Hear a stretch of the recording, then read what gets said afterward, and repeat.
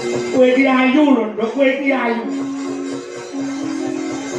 Kowe nang desa kene iki diarani kembang desa. Nek diarani kembang desa iki tegese wong sak desa kuwi ayu dhewe kowe lah. Kanca-kancamu sekolah wis mondong anak siji. Mondong anak loro. Lah kowe sak yaene urung krentet, urung duweni sedya palakrama jane apa kowe pengen rabi ngenteni aku mati lho dhisik. Oh, kowe iso iki.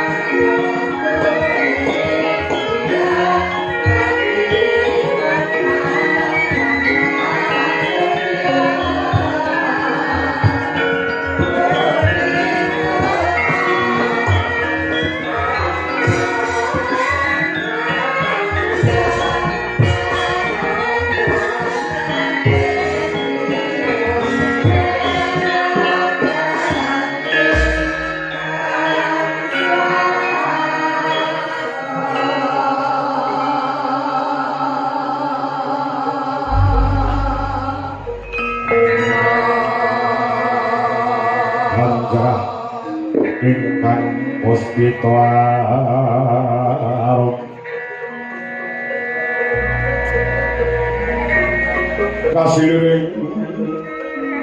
sampai ono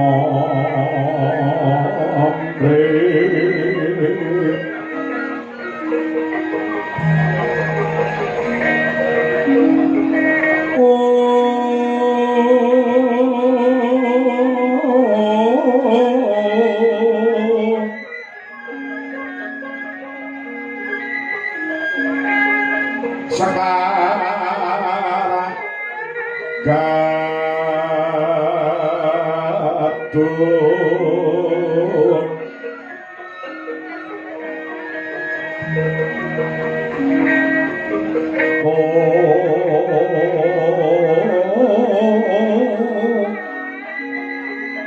ngas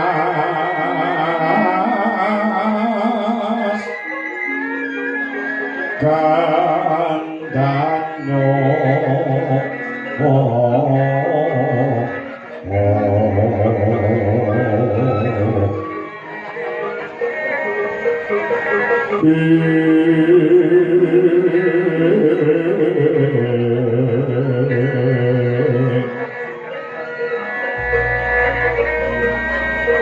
Mame hararas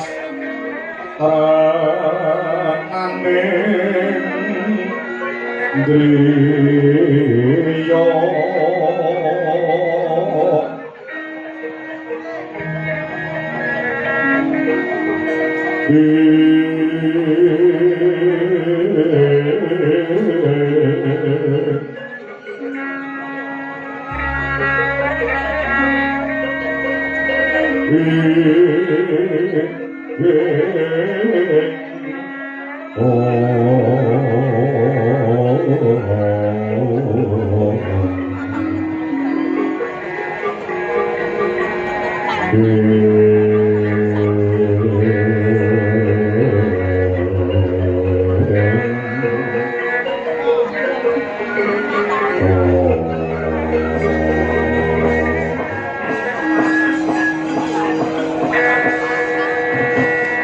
layak to layak ketisu prenjake padha ganter jagung wedo arung tejo sulaksana tejane wong anyar katon ndas iki botak yak iki gula nuwun sewu njaluk ngapura sadurunge pancen urung nate pinanggya tegese urung nate petruk kepengin manuh pekasane mitambuh panjenengan kuwi sapa Raden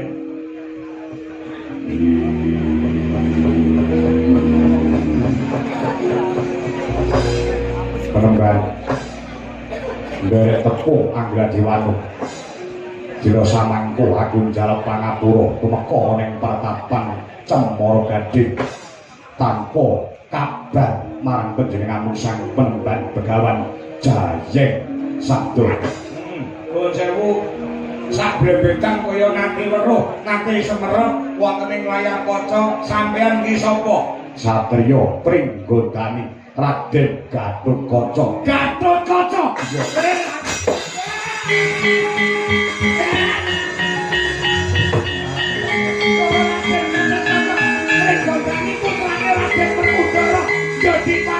yo Raden Goleman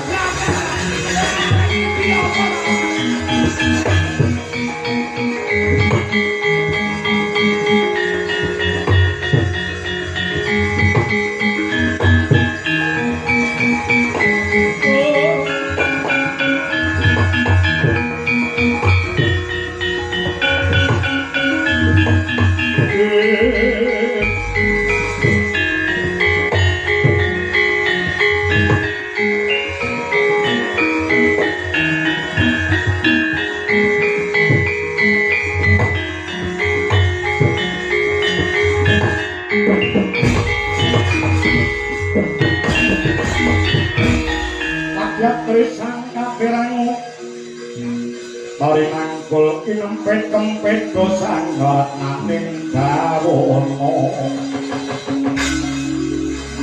dosan ngot naning dawono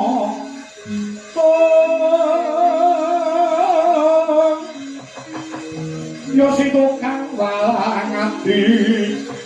yo si tukang ngasing jat yo si tukang kudu hari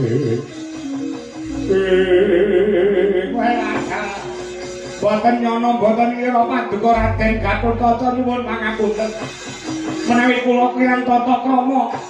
kirang uda negara panjenengan ratu wonten ing pringgondani kiranging tata krama uda negara kang sarta unggah-ungguh kula nyuwun pangapunten ora dadi boyo menapa panjenengan pancen panjenenganmu sadurunge urung tepung lawan aku kula niku pun ngikuti panjenengan wonten ing donya semu menika kula ngikuti panjenengan mila kula ngertos panjenengan rumiyin nalika isih umur setahun nalika semanten dados jagone para dewa iso mateni ratu Inggiling Wesi Prabu Kalawarsana lan mati Sekipu Tantra niku ing ngatasé panjenengan jek umur setahun iso ngalahake buta sekti-sekti Mandraguna Prawira Jayamalagan ya pancen kanyatane kaya mangkono landalah sugeng tindakipun ya penemban les kala prataku ora nyandung sambikala sawijaka takdim kang sarta taklim ku tampan ana penemban nggih sampun kula kampi andhetaken simating gesang kula napa nuwun sewu panjenengan badhe nglamar anak kula wedok niki Bose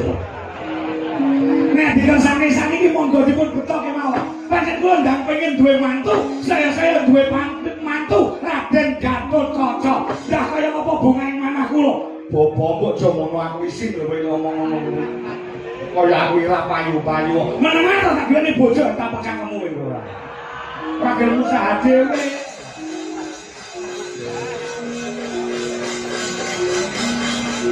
Wonten ing gatos menapa keparenga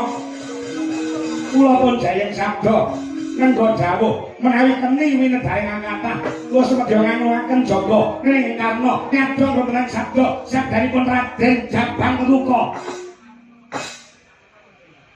ngene lho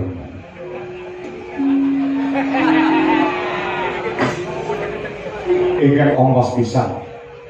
tekaku oleh pertapan Cemara Kandang Cemara Gading kepingin panuh lawan panjenenganmu nderek tepung nyambung silaturahmi nggih angka loro ngakimake kahanan kawilujengan pebagas kewarasan pangestunipun keluarga mriki tansah pinaringan rahayu wilujeng lah sing angka 3 lho jawu apa bener panjenengan kuwi duwe putra ingkang mijil pawestri anak wedok iya sing sasile Dewi Jayeng Resmi. Dan ini anak kula dikersane napa pripun? Kosek-kosek tentang kosek. Bapak ki aja ngisip. Aku kaya perawan rapayu rumah saya tomat kawen tomat kawen. Meneng tak loro digandole lho. Golekne jojo ngomong. Pripun Raden? Nggih. Kares-kures Bloko Suto Blak Kotang Perserang tekaku rene bakal ngebun esuk ngudan sore tegese nglamar marang putramu putri sing jenenge Jayeng Resmi monggo apa sih kok monggo mboten tau desa niki taunah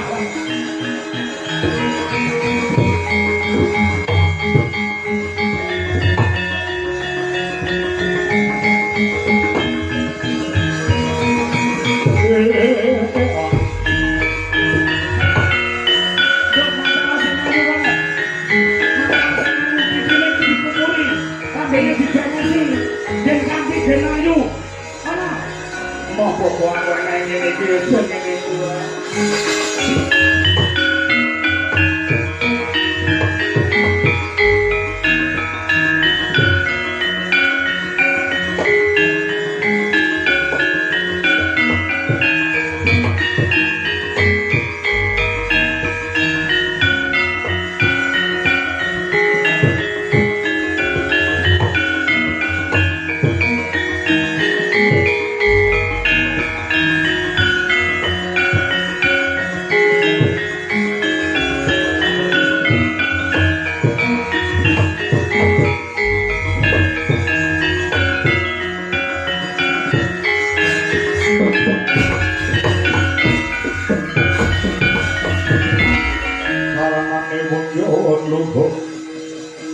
betapa kurang golek eling masa lanjat niko yen masono kudu manis yen masono kudu manis menawi badhe ngamal dumateng anak kula monggo DKS kanthi dene kejubrukan kukir sari kebabaran segara mantu pancen kula menika ndabak-ndabakaken anak kula wedok nggih namung setunggal anak kula nggih namung setunggal menika kula pengin duweni mantu kepengin gendong putu kasampun paduka tindak mriki menawi badhe dipun lamar panjenengan Raden Gatotkaca kula tampi sak menika ugi Gusti aku tak matur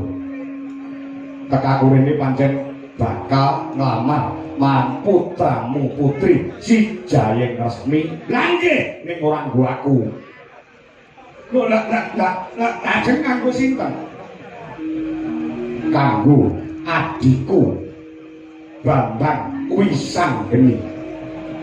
dina samangka sajake wis nibake rasa tresna kelawan anakmu wedok si Jayeng Resmi kula aku minangka laku duta tegese utusan saka adikku Bambang Wisanggeni apa diparengake putramu putri tak boyong minangka dadi Jatukrata tegese bojone adikku Bambang Wisanggeni bumi kunjang kanjeng maneh kelap-kelap katon lelin saking alis risan mawek kandung sabarang kadulu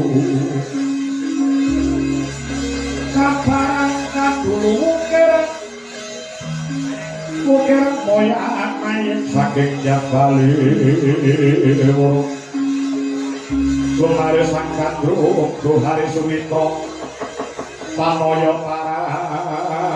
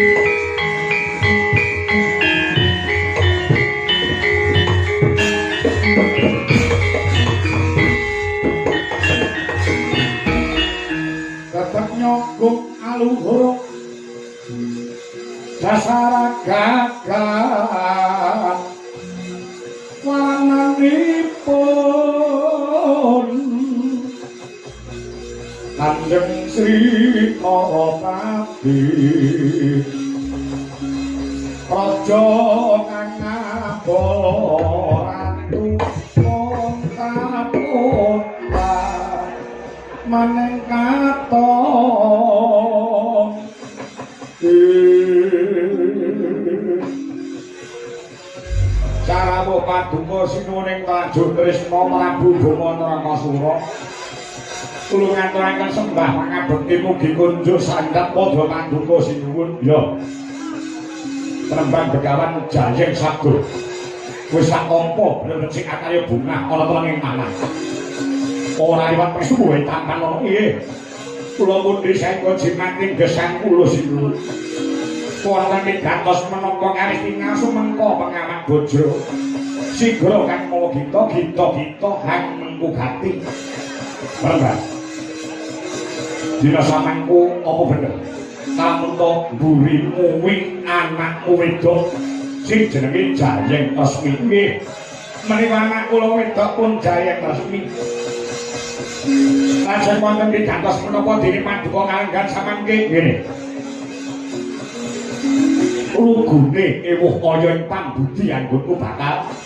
matur ana ngrasaning sang penemban Begawan Jayeng Sabda jalaran Bromo Nrakasura kuwi wis duwe pacangan utawa duwe bojo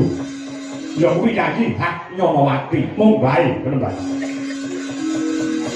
sawise dadi mangken lawan Yayi Hak Nyanawati nganti sang yahene aku durung bisa atut tegese Yayi Hak Nyanawati iki durung gelem ngadeni aku apa mestine wong wadon nyang wong lanang kuwi bojoku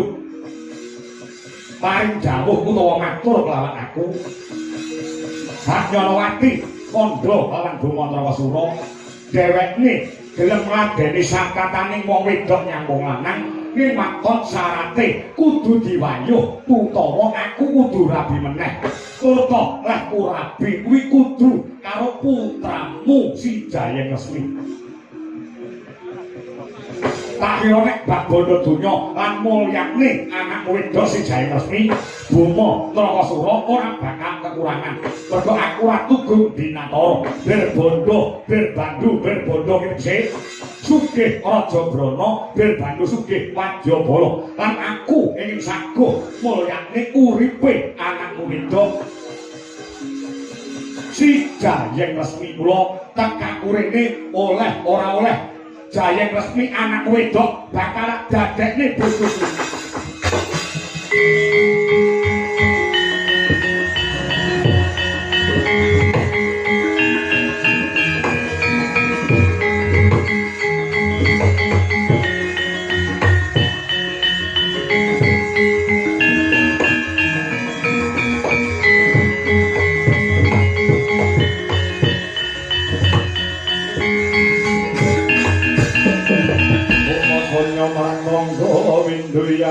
amun-amun